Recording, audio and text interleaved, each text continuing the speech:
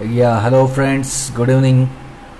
तो शुरू करते हैं मार्केट अपडेट्स विद स्टॉक्स बाजीगर। तो दोस्तों, आज का जो मार्केट था वो काफ़ी चॉपी था। और ये मैंने कल के वीडियो में एक्सप्लेन किया था आपको कि जब भी कोई बड़ा मूव आता है, डायरेक्शनल मूव, उसके बाद दूसरे दिन मार्केट थोड़ा वोलाटाइल रहता है। और आज वैसे ही हमको देखने मिला।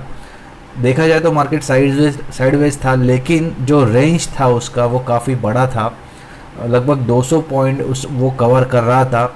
और ऐसे मार्केट में बहुत बार ऐसे होता है कि स्टॉप लॉस हिट हो जाते हैं और वहाँ पे जो ट्रेडर्स है वो ज़्यादा कुछ कमा नहीं पाते। वैसे भी आज का दिन मेरे लिए तो काफ़ी बुरा था, क्योंकि ये जो नया सेबी का रूल आज से लागू हुआ है उसके वजह से मेरे क्लाइंट के अकाउंट में मैंने पहले से सारे शेयर्स खरीद के रखे हैं, पूरा जो पैसा है फुल्ली इन्वेस्टेड है। तो वहाँ पे कोई शेयर बेचने के बाद मुझे उसके अगेंस्ट मार्जिन नहीं मिल रहा था। एंड ये काफ़ी फ्रस्ट्रेटिंग था, क्योंकि पहले हमको आदत है कि चलो कोई स्टॉक में अच्छा प्रॉफिट मिल जाता है तो वहाँ पे प्रॉफिट बुक करके हम इमीडिएटली जो दूसरा हमको वहाँ पे अपॉर्चुनिटी दिखता है दूसरे स्टॉक में, वहाँ पे इन्वेस्ट कर देते हैं।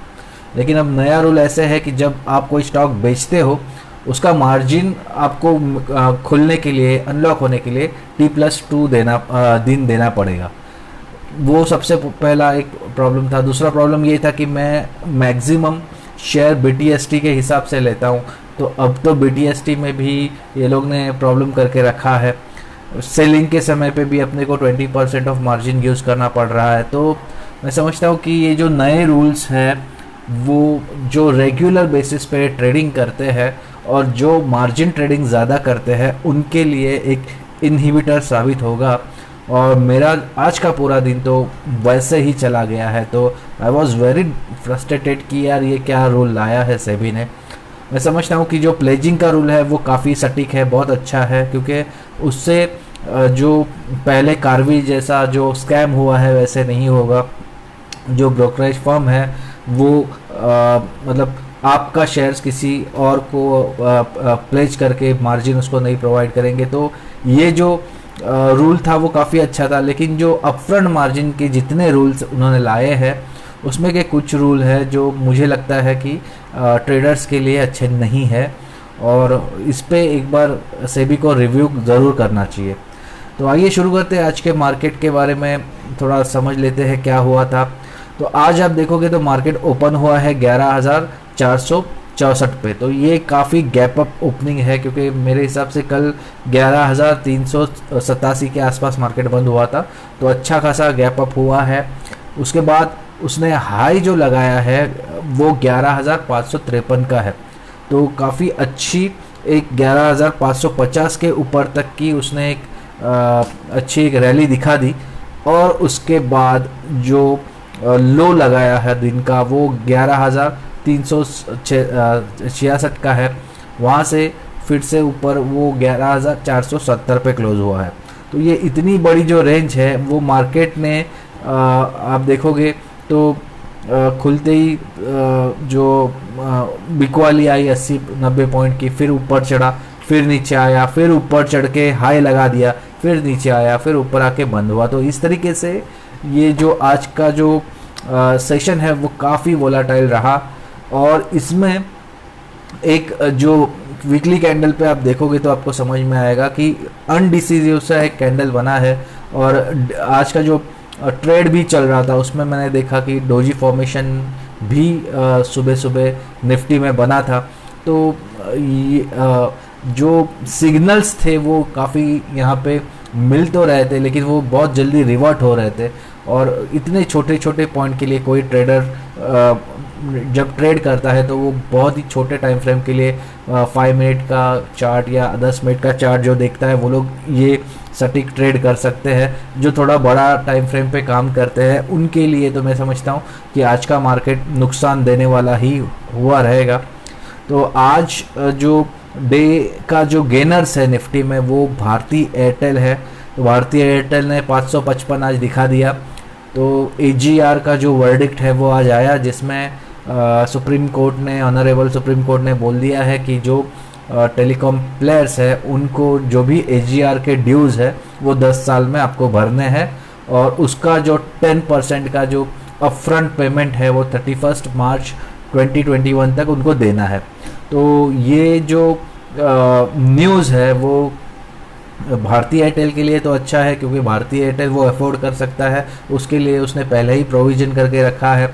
लेकिन ये वोडाफोन के लिए काफ़ी ख़राब न्यूज़ थी, क्योंकि वोडाफोन का 50,000 करोड़ से ऊपर ड्यूज़ है, और उसका जो एबिटा है उससे भी ये ड्यूज़ का जो अमाउंट है वो अगर ईयरली आप देखोगे तो वो ज़्यादा जा रहा है। तो उनको ये ज़्यादा मेरे ख्याल से नुकसान देने वाला है, और हो सकता है कि कंपनी बैंक्रप्सी फाइल कर दे अगर उसको पेरेंट कंपनी से सपोर्ट नहीं मिलता।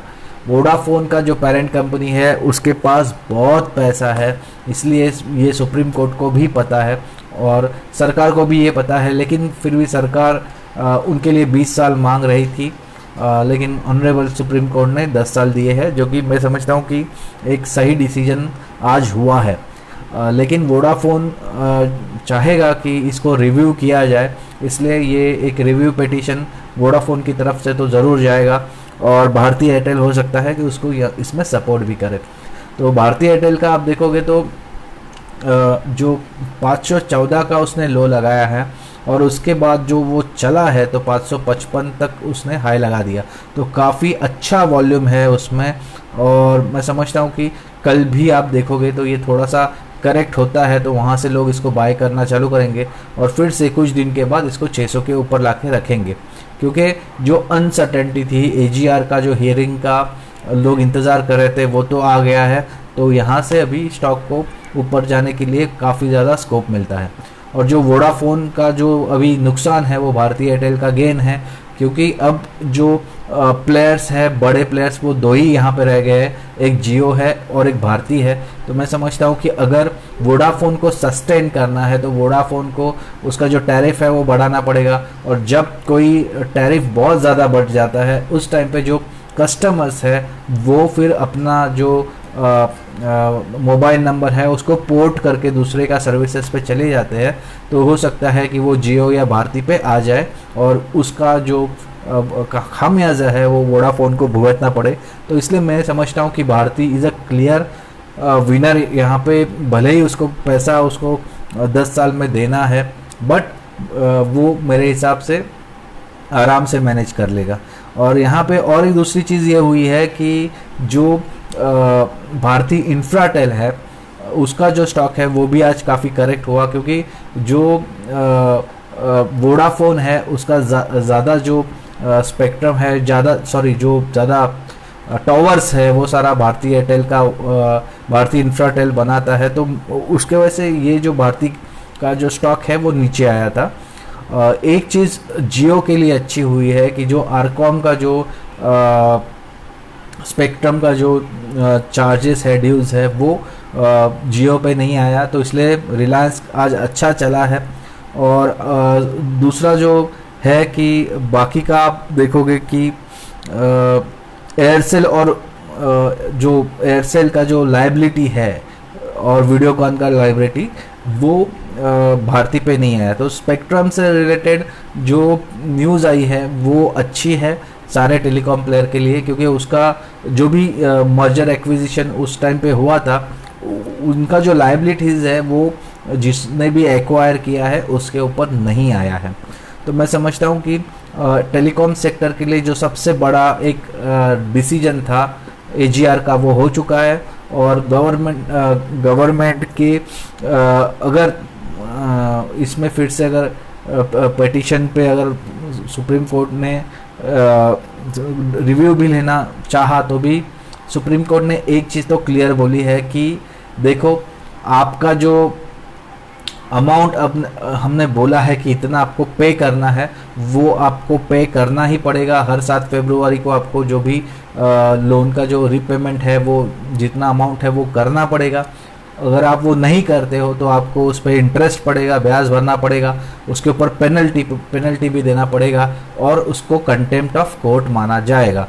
तो मैं समझता हूँ कि ये जो वोडाफोन है इसलिए ये काफ़ी गिरा, 19% गिरा था, 14% पे वो क्लोज़ हुआ है नीचे, और आगे भी चल के ये गिरेगा। कुछ फिर से हो सकता है ये 4-5 रुपये पे जहाँ से वो चला था वहाँ से वो फिर से आके रुक जाए। तो इसीलिए मैं समझता हूँ कि जिसके पास भी वोडाफोन आइडिया है उनको यहाँ पे निकल जाना चाहिए। मुझे बहुत लोग पूछते थे पर्सनल चैट पे कि वोडाफोन ख़रीद लूँ क्या, इसमें अच्छा सट्टा यहाँ पे खेल सकते हैं। तो जब AGR का हियरिंग आगे बढ़ रहा था तब मैंने उनको बोला था कि ठीक है 8 रुपये पे ले लो, 9.5-10 पे बेच दो। लेकिन जब AGR की हियरिंग जब नज़दीक आई है तब मैंने उनको क्लियरली बोला था कि ये राइट समय नहीं है, क्योंकि यहाँ पे वोडाफोन के अगेंस्ट जो भी डिसीजन है वो रहेगा। तो इसलिए मैंने बहुत लोगों को मना किया है इन कुछ दिनों के दौरान वोडाफोन लेने से, और वो अच्छा मेरा डिसीजन रहा। और उसके अलावा अगर आप देखोगे तो भारतीय एयरटेल, मैंने जब वो 560 तोड़ के नीचे चला गया था उसके बाद उसको मैंने पूरा वॉच लिस्ट से ही निकाल दिया था, और उसको मैंने रिसेंटली फिर से वॉच लिस्ट में ऐड किया है, और मैंने खुद उसको 515 का एवरेज पे ख़रीदा था। मेरी गलती इतनी हुई कि मैं ये जो AGR का डिसीजन है वो मैंने सुना नहीं, क्योंकि मुझे क्या लगा था कि हो सकता है कि आज भी हमेशा की तरह ये पोस्टपोन हो जाए। तो आज 535 के आसपास मैंने उसको बेच दिया और स्टॉक उसके बाद काफ़ी ऊपर चला गया। तो 515 से लेके जो 535 का जो एक आज का जो रैली है वो मुझे मिला, उसके आगे का मुझे नहीं मिला, क्योंकि मैंने AGR का जो हेयरिंग है वो मैंने ठीक से सुना नहीं, और उसका मुझे जो एक अपॉर्चुनिटी कॉस्ट है वो मुझे भुगतना पड़ा। तो खैर प्रॉफिट तो प्रॉफिट होता है। तो भारतीय एयरटेल में मैंने पहले भी काफ़ी बार प्रॉफिट कमाया है, और ये एक रेंज में घूमता था। उस टाइम पे 540-45 पे आते ही मैं उसको ख़रीद लेता था, और 580-600 जब जाता था बेच देता था। तो ऐसा कर करके मैंने भारतीय एयरटेल को काफ़ी मैंने एक्सप्लॉइट किया है। इसलिए अगर उतना प्रॉफिट आज नहीं मिला तो चलो छोड़ो, कोई बड़ी बात नहीं है। दूसरा जो स्टॉक है वो JSW स्टील है, 6.50% अप है। तीसरा स्टॉक है हिंडाल्को है, 5.26% अप है। चौथा स्टॉक है टाटा स्टील जो 4.76% अप बंद हुआ है। तो आप देखोगे मेटल सेक्टर का जो स्टॉक्स है वो काफ़ी ऊपर बंद हुआ। उसका पीछे रीज़न भी है, वो रीज़न ये है कि जो डॉलर वर्सेस जो रुपी है वो इक्वेशन चेंज हो चुका है। अब रुपी ज़्यादा तगड़ा हो चुका है, उसके वजह से ये मेटल का जो पेमेंट होता है वो मोस्टली आप देखोगे तो वो यहाँ उनको थोड़ा यहाँ पे सहूलियत मिल जाएगा, और इसलिए मैं समझता हूँ कि ये मेटल सेक्टर आज काफ़ी अच्छे चल चुके हैं। और वही IT सेक्टर में हुआ कि IT का जो रेवेन्यू इन आता है, अंदर आता है, वो सारा पेमेंट डॉलर टर्म्स में आता है। तो अगर रुपया यहाँ पे मजबूत होता है, डॉलर गिरता है, तो उसका IT कंपनीज़ में सेलिंग तो होना ही है। तो मैंने लेकिन ये जो IT स्टॉक्स की जो गिरावट थी उसका मैंने खरीदी करने के लिए, बाइंग करने के लिए इस्तेमाल किया है। मैंने पहले HCL टेक्नोलॉजी 700 से जब नीचे आया था थोड़ा सा, तब मैंने उसको थोड़ा सा बाई किया है, और आज मैंने इन्फोसिस 916 के आसपास उसको बाई किया है। तो मैं IT स्टॉक्स में सितंबर सीरीज़ के लिए मैं थोड़ा बुलिश हूँ, इसलिए आज का जो रुपए का जो तेज़ी है वो मुझे इतना अफेक्ट नहीं कर रहा, क्योंकि अगर मुझे पता है कि अगर यहाँ पे मार्केट फिर से करेक्ट होता है तो IT स्टॉक है जो अपने को यहाँ पे बचा सकता है, क्योंकि वो डिफेंसिव तरीके से काम करता है। तो स्टील्स का जितना कंपनीज था, हिंडाल्को का जो एल्यूमिनियम का कंपनी है, ये सारे जो स्टॉक्स है वो आज अच्छे चले थे। एशियन पेंट आज लगभग 4.41% पे चला है। तो आप कल का अगर आप डेटा देखोगे तो मैंने बोला था कि सबसे जो मिनिमम जो डैमेज हुआ है वो oil and gas and energy sector को हुआ है, -7% का। तो उसके वजह से आज एक्सपेक्टेड था कि ये स्टॉक्स चलेंगे, लेकिन हुआ क्या है कि ONGC का रिज़ल्ट आने वाला था और वो 85% से वो ज़्यादा उसका नुकसान हुआ है। तो मैं समझता हूँ कि उतना प्रॉफिट अगर प्लंज हो जाता है तो ऑब्वियसली ये मार्केट को पहले से अंदेशा था, इसलिए उसको काफ़ी आज तोड़ा गया। ONGC लगभग 78 पे कुछ आया था और जाते जाते 79.60 पे वो बंद हुआ है। तो इंफ्राटेल के बाद ONGC है जो आज का लूज़र था, और एक्सिस बैंक और IDFC फर्स्ट बैंक, ये जो सारे AGR से रिलेटेड जो बैंक्स थे उनमें आज काफ़ी गिरावट हमको नज़र आई। इंडसइंड बैंक भी टूट चुका था। तो ये सारे जो AGR की हेयरिंग के लिए रुके थे स्टॉक्स, उनमें गिरावट है। यस बैंक में भी वोडाफोन का ज़्यादा मेरे ख्याल से ये है ड्यूज़ है, तो यस बैंक को भी इसका नुकसान होने वाला है अगर वोडाफोन को कुछ परेशानी होती है, तो इसलिए यस बैंक भी आज नीचे था। तो इस तरीके से आज पूरा का पूरा आज AGR से रिलेटेड पैक चला है। रुपीज़ और जो डॉलर का जो इक्वेशन है उससे रिलेटेड जो स्टॉक्स है वो चला है। और तीसरा जो स्टॉक्स है वो बैंकिंग सेक्टर का चला है। बैंकिंग सेक्टर आज पूरा दिन नीचे था। उसका पीछे रीज़न ये है कि 31 अगस्त को जो मोरेटोरियम है वो ख़त्म हो चुका है, और आज एक न्यूज़ आई कि सरकार ऑनरेबल सुप्रीम कोर्ट से बात कर रही है कि ये जो मोरेटोरियम है उसको 2 साल के लिए बढ़ाया जाए। तो ये 2 साल के लिए मोस्टली उनके लिए है जो SMEs है, जो MSMEs है, उनके लिए है। अब तक जो पर्सनल लोन लेने वाले हैं या जो रिटेल जो लोन लेने वाले हैं उनके लिए कुछ अब तक मेरे ख्याल से कुछ आया नहीं है, लेकिन हो सकता है कि उनके लिए भी ये थोड़ा एक्सटेंशन 2-3 महीने का हो जाए, क्योंकि कोविड-19 की वजह से सबका हाल ख़राब है। बैंक के लिए ये बिल्कुल अच्छा नहीं है, क्योंकि बैंक को डर लगता है कि अगर ये जो NPAs है ये चलते रहा तो हो सकता है ये मोरेटोरियम है जो चलते रहा तो हो सकता है कि वो NPAs में कन्वर्ट हो जाए और लगभग 2% तक NPAs पूरा बैंकिंग सेक्टर का बढ़ जाए। तो ये रीज़न है जिसके वजह से बैंक्स तो सीधे सीधे बोल रहे हैं, फिर वो बड़े बड़े कोई भी बड़े बैंक हो उनको ये नहीं चाहिए। और आप देखोगे तो SBI जैसा बैंक जिसमें ज़्यादा से ज़्यादा जो कस्टमर प्रोफाइल है वो सैलरीड लोगों का है, उनके जो होम लोन्स वगैरह होते हैं, तो होम लोन वगैरह पे मेरे ख्याल से कोई भी नहीं चाहेगा कि ऐसा लोन बीच में रुकाया जाए। तो वो लोग तो होम लोन वगैरह पे कर देंगे, लेकिन जो पर्सनल लोन है या जो बाकी का लोन्स है, छोटे छोटे लोन्स है, वहाँ पे हो सकता है कि डिफ़ॉल्ट हो जाए। तो इसीलिए सरकार से बैंक तो यही कह रहे हैं कि आप मोरेटोरियम को ना बढ़ाया जाए, लेकिन सरकार के भी अपने पॉलिटिकल रीज़न होते हैं और वो भी चाहती है कि लोगों का जब प्रेशर आता है कि मोरेटोरियम बढ़ा दो, तो वहाँ पे फिर सरकार को भी सोचना पड़ता है। तो खैर ये कुछ मोरेटोरियम के बारे में था। अडानी पोर्ट्स 1.34% डाउन है। ने बताया कि जो रुपी आज स्ट्रेंथन हुआ था उसके वजह से IT सेक्टर डाउन था पूरा, तो वो 917.95 पे बंद है। तो ये आज का मोटा मोटी मार्केट का जो डिस्कशन था वो था। मैंने आज क्या किया, तो मैंने सबसे पहले जैसे आपको बताया कि 2-3 मैंने कॉल्स दिए थे, उसके बारे में मैं बताता हूँ। जो सेल्स नंबर आने वाले थे 2 व्हीलर के, 4 व्हीलर के, ट्रैक्टर्स के, उसके ऊपर मेरे सारे कॉल्स थे। मुझे ये पता था कि मारुति का जो सेल्स है वो पिछला मंथ से अच्छा आएगा। YoY तो गिरने वाला है, वो सबको पता था, लेकिन पिछला मंथ से अच्छा नंबर आएगा। तो मैंने पहले ही बोला था कि मारुति पे ध्यान दो, क्योंकि मारुति पूरा ऑटो सेक्टर को लीड करेगा। दूसरा जो मेरा बात था वो 2 व्हीलर पे था। तो 2 व्हीलर का सुबह आयशर मोटर का जैसे ही नंबर आया, मैंने आयशर मोटर को बाय करने बोल दिया था, वो लगभग 2% ऊपर चला गया था।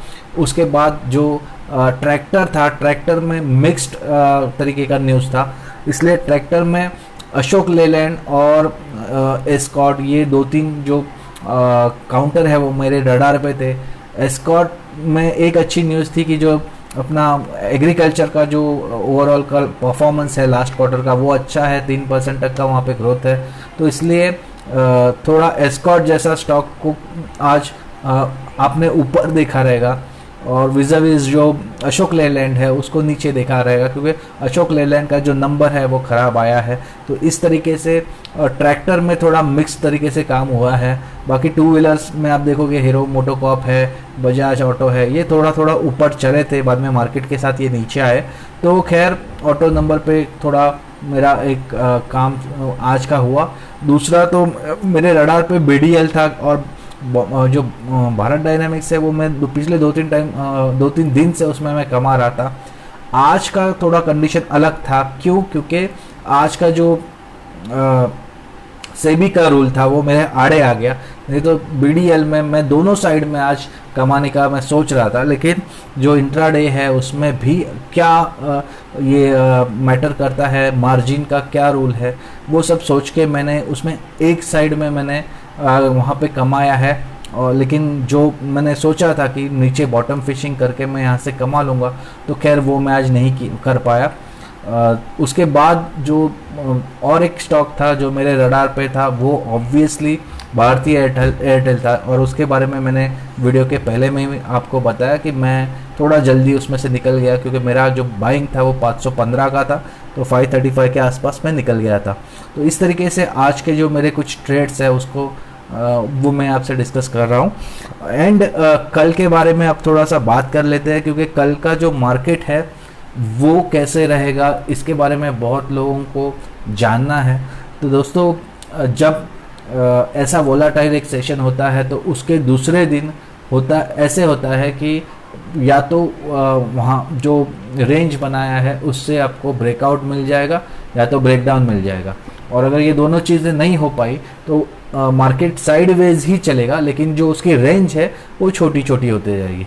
इसका मतलब ये है कि अगर कल ब्रेकआउट नहीं मिला, अगर मार्केट जो आज का हाई है 11,553 उसके ऊपर अगर नहीं जाता है, ब्रेकआउट नहीं मिलता है, या फिर नीचे का जो लो है लगभग मैं रफली बोलता हूँ 11,360, अगर वो नहीं तोड़ता तो हो सकता है कि मार्केट इसी रेंज में एक छोटा रेंज बना ले जो लगभग 11,400 से 11,500 के बीच में हो, और उस रेंज में पूरा दिन निफ्टी रह के बाकी का स्टॉक्स में बिकवाली होगा। क्योंकि 2 दिन से आप देखो यहाँ पे बेयर्स का जो पलड़ा है वो भारी है, अच्छा खासा डिस्ट्रीब्यूशन हो रहा है।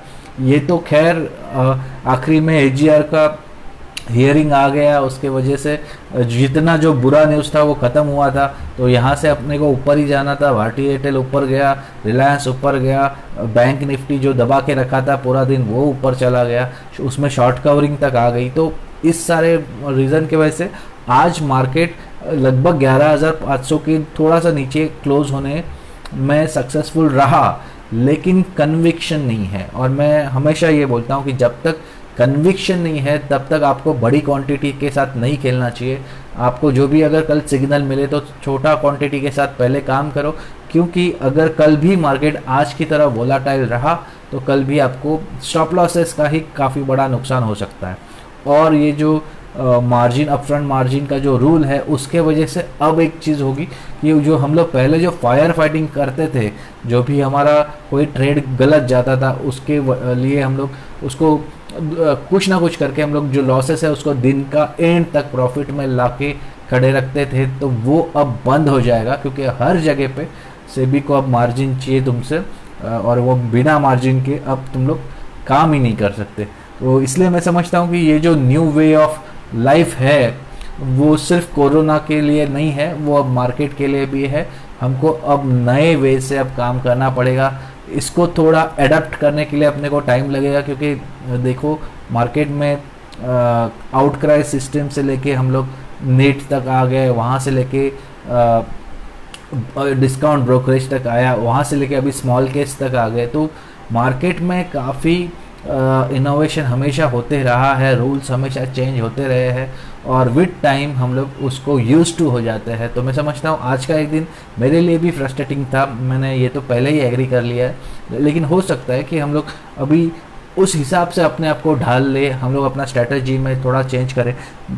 मैंने तो आज ही पोजिशनल ट्रेड पर ज़्यादा फोकस करने का डिसाइड किया है, तो मैं तो पहले से ही इसको अभी पहले दिन से इसको एडप्ट कर लूँगा, और उस हिसाब से अपना जो काम है वो करूँगा। तो दोस्तों आज का मेरा वीडियो जो है मार्केट अपडेट्स विद स्टॉक बाजीगर का, ये आपको कैसा लगा ये आप कमेंट में ज़रूर बताएं। और अगर आपको ये चैनल अच्छा लगता है तो इसको आप लाइक करें, सब्सक्राइब करें एंड नोटिफिकेशन का जो बेल है उसको दबाएं, क्योंकि अगर कोई मैं वीडियो अपलोड करता हूं तो आपको वो दिखाई दे। जाने से पहले एक डिस्क्लेमर है जो मैं हर वीडियो में देता हूं कि मैं सेबी रजिस्टर्ड एडवाइज़र नहीं हूं। I am not a SEBI registered research analyst. मैं एनएससी का सर्टिफाइड इन्वेस्टमेंट एनालिसिस प्रोफेशनल हूं और एनएससी का सर्टिफाइड मार्केटिंग प्रोफेशनल लेवल 4 हूं। मैं कभी भी कोई भी बाइंग या सेलिंग का रिकमेंडेशन नहीं देता। मैं सिर्फ स्टॉक्स आइडियाज़ डिस्कस करता हूं। इसलिए आपको अगर कोई प्रॉफिट हो या कोई नुकसान हो उसका मैं भागीदार नहीं हूं। एंड अगर आपको कोई स्टॉक आइडियाज़ अच्छा भी लगता है तो आप अपने पर्सनल फाइनेंशियल एडवाइज़र से डिस्कस करें, उसके एडवाइस पे ही आप इन्वेस्टिंग करें। ठीक है, तो good night, bye, thank you.